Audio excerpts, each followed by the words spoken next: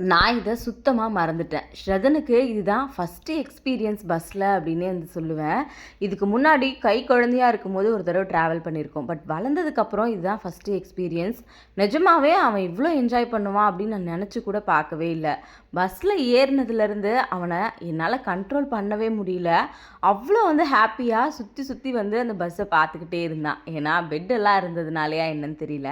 அதே மாதிரி bus move ஆயிட்டு அந்த வியூ பார்க்குறதுக்கு அவனுக்கு ரொம்ப பிடிச்சிருந்தது போல இருக்கு. அங்க நின்னு ரொம்ப நேரம் வேடிக்கை பார்த்துட்டே வந்திருந்தான். என்னால அவன கண்ட்ரோல் பண்ணணும்னு நெனச்சா கூட சுத்தமா முடியவே இல்ல. அங்க ஏசி வந்ததுனால கொஞ்ச நேரம் அங்க நின்னுட்டு இருந்தான். பஸ்ஸு ட்ராவல் போயிட்டே இருக்கும்போது பேலன்ஸ் இல்லாம அடிக்கடி கீழ கூட விழுந்தான். இருந்தாலுமே அது ரொம்ப ஹேப்பியா என்ஜாய் பண்ணிட்டு வந்தான்.